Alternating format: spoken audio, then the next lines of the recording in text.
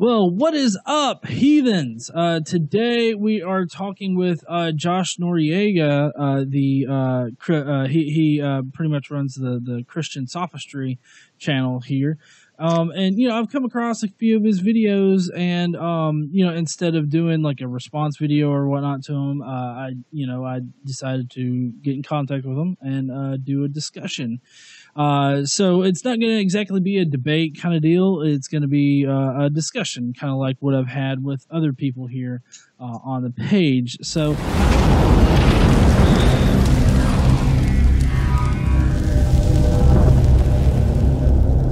I hope everybody will help me welcome Josh to the channel. If you're interested in like religious debate and religious arguments in general or whatnot, please go and subscribe to him and watch his stuff because he's got some pretty good videos. But anyways, okay, so Josh, today I know the main topic that I was wanting to talk about was the genetic stuff, because you've done a couple videos on the genetics question. So I'm wondering, could you start off by letting me know like what you technically believe as far as like biblical creation, Adam and Eve, and all of that? Sure, yeah. Okay, so genetics and origins and some stuff, I wouldn't say that's exactly my area of expertise. I identify myself as a lowercase y young earth creationist, which basically means that like I hold to that position, but I hold to that position for fun, really. I like arguing it. I think it's fun. I think sifting through different ideas about origins within the young earth versus like naturalistic evolution type ideas. I enjoy that. So that's the position that I hold to. And the 6,000-year-old earth position, that's how old the human life is, and the earth can be anywhere between 10,000 to 6,000 years old. I guess it's relative when you look at ideas with young earth creation and stuff. It's a hobby topic of mine that I enjoy playing around with. Okay. Well, I'm wondering, like I said, you've talked about genetics in a couple of your videos. And the last one was about genetic inbreeding, where you talk about, basically how Adam and Eve had these perfect genetic codes, and that's why it was okay to inbreed, but then it eventually became not okay to inbreed. And so I'm kind of curious, can you explain that position a little bit better? Like why do you think that Adam and Eve were the first two humans, and why they had a perfect genetic code? Right. Well, okay. So I work backwards from arguments that I get, not often, but like a good once in a while, I'll get a critic that will ask a question about why it was genetically okay for Adam and Eve to inbreed, because we know today that inbreeding is problematic. We see a lot of genetic deformities that come out of it. And we see this a lot, that we can't do purebred dogs very well anymore because of the problems that we get through genetics of inbreeding. And the reason for that is because inbreeding, it increases the probability of inheriting recessive genes from limiting your gene pool to just, your family. Two people that come from the same gene pool, they have the same recessive genes. You can't get new genetic information from it, so it's hard to develop from that. And I'd get good genes from other gene pools, I guess. Speculating from somebody who isn't an expert on the topic. But so if we recognize that as the reason that inbreeding is a problem, then it wouldn't have been a problem for Adam and Eve to inbreed, because if we're postulating the Christian worldview, the literal Genesis story, then Adam and Eve were created perfect. They were originally created with the intention of like living with God and being with God in a like sinless life, I guess. And yeah, recognizing that is the case, their genetic code was created perfect. It was without flaws. So if we recognize, the issue of inbreeding today as like increasing the probability of inheriting recessive genes from our already limited gene pool, the gene pool is already perfect. So increasing the probability of not having any recessive genes is, it doesn't make sense that there are no recessive genes to inherit. Yeah, that's the position. Okay, well then how? So basically, you would say that perfect, quote unquote, perfect genetic code is just genetic code without any recessive genes. No. How would you define like a perfect genetic code? It's a good question. I think I postulate the criticism that comes from the evolutionary worldview, where we look at the imperfections as things that are like harmful to survival. So human beings, we acquire like thousands of new genetic material. We over our lifetime, we're continuously degrading, and that's why we die, because we die from genetic mutations, basically, and it's because of those harmful genes that that doesn't make sense. Kill us. What do you mean? I'm sorry. I just interrupted you. I'm sorry. Oh well, the things that keep our body functionally running, it was in perfect working order in the original creation, but now that it's broken down over time, that the degradation has taken place over not just our lifetime, but generations over time. It is no longer in perfect working order. Okay, but that doesn't make a whole lot of sense when you consider the fact that lifespans have increased, as of course medical knowledge has increased. Right. I would think that if it was degrading over time and we were getting worse, we would actually see shorter lifespans. Or am I misunderstanding your position? You have to take in a whole lot of other factors when it comes to like analyzing lifespans and genetics and stuff, because modern medicine, it's gone a long ways over the past few just generations, but in the past few centuries, modern medicine has developed quite a bit, and that is the factor that I would attribute to increasing lifespans. But if we postulate the scenario where like the literal Genesis story is true, we see a bunch of people that are coming out there living like 800 to 1,000 years old. So if we postulate that as the analysis of history of humans, then clearly we can see that humans have decreased in lifespan since the original creation, if we assume that to be true. Well, okay. What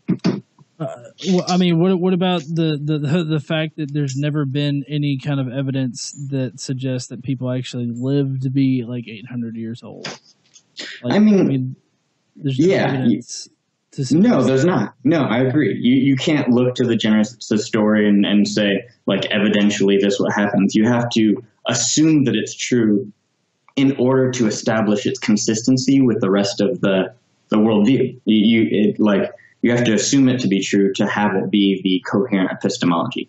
My argument isn't that this is what's absolutely true and lowercase y, young earth creationist. But it's a response to the criticism to the whole inbreeding criticism.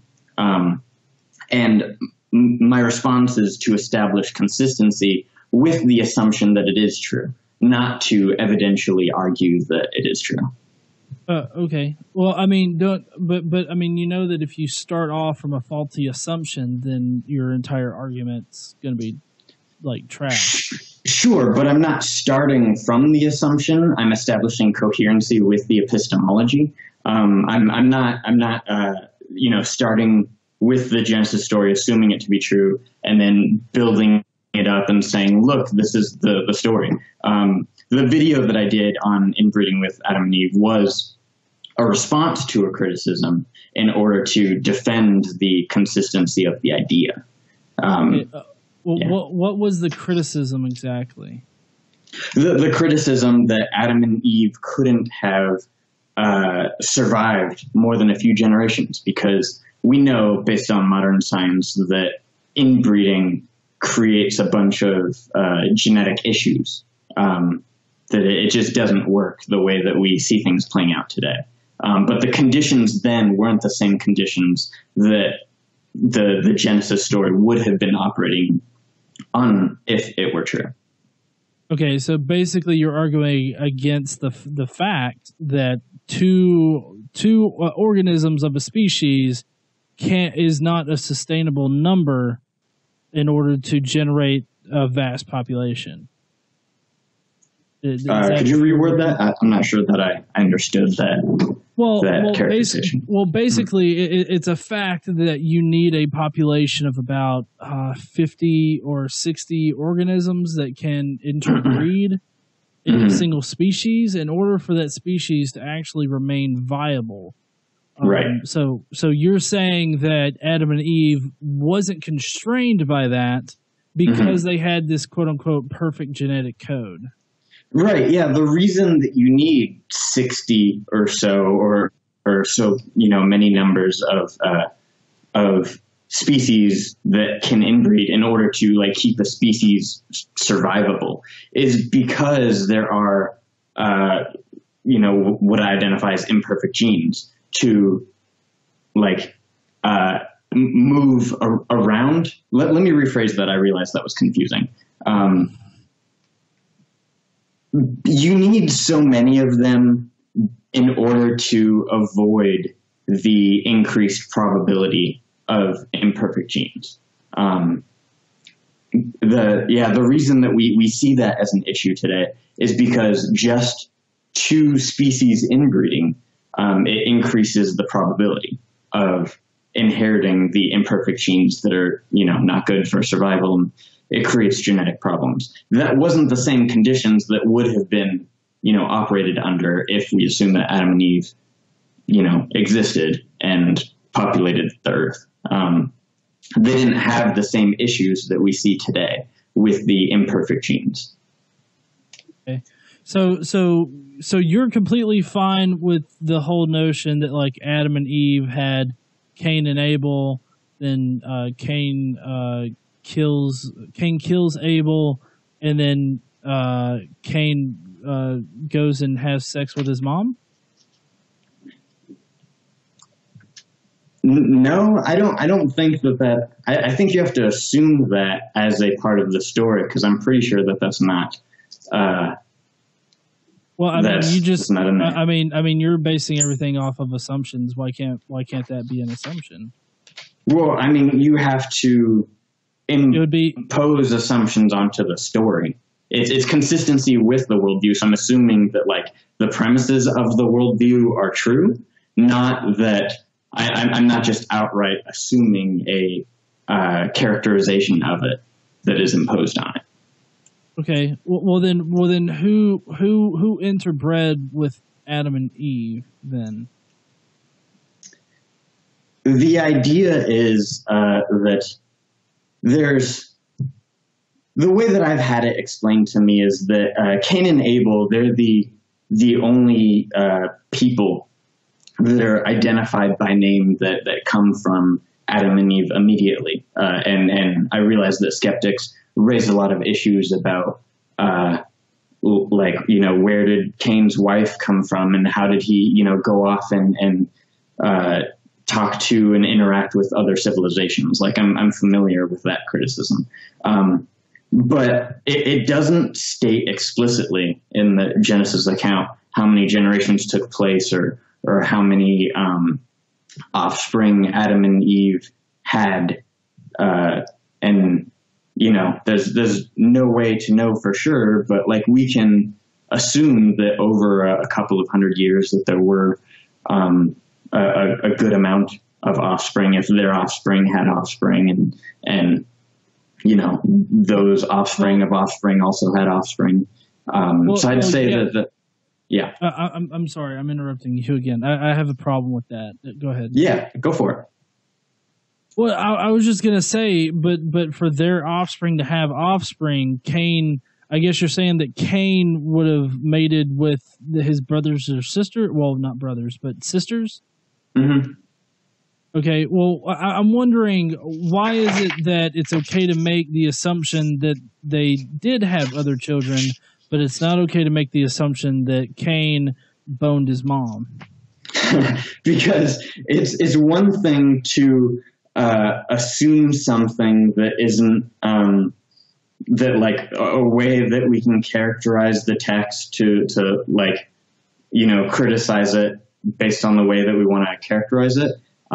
We have two characters that are identified, and the interaction between those characters are limited. So it's one thing to say that like this thing happened between these two identified characters, but then another thing to say that characters that aren't identified didn't exist, given that they had like so much time in between those like few hundred years, I guess, between like the exile of Cain and their birth. Well, right. But going back to what you were talking about with how we can't do, pure blood pure blood breeds. The technique in that is, like, take Chihuahuas, for instance. What you do is you have a litter of Chihuahuas, you have the dad mate with the daughters, and then the boys mate with the mothers, and then they produce purebred Chihuahuas. And so I think that it's reasonable to assume that if Adam and Eve existed and Cain existed, that Cain would have been another viable mate for his mom Eve. I don't think that that's reading too much into it. I don't think that that's making an implausible assumption. I think that it's along the same lines as assuming that Adam and Eve only boned each other and had offspring, and that which Cain then boned. Yeah, that's fair. Yeah, I could get on board with that like assumption. Just recognizing that like the two are identified in the story, and that like there's not a whole lot of nuance beyond that. I don't know. I guess I wouldn't have a problem assuming that like that could have happened. It's a possibility. Okay. Sorry, I'm really trying hard not to laugh because I said boned so many times. I know I sound like a 12-year-old kid right now. Yeah. Okay, so my next question, though, still about genetics and inbreeding and whatnot, is that even down the line to Jacob and others, in the biblical story, they're still marrying cousins and whatnot at that point. So at what point does inbreeding become bad in the biblical worldview? I mean, I can only shoot in the dark. In a lot of this, I can really only shoot in the dark, not only coming from a background of being only a hobbyist when it comes to like scientific stuff like this, but I don't know, with that specific of a question to identify what point it becomes a problem, I would have to say that just, at some point, the accumulation of imperfect genes would have become high enough to where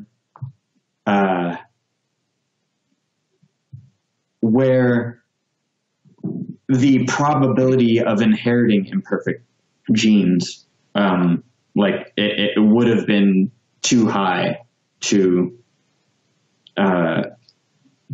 be, a healthy mechanism for establishing offspring, for having kids.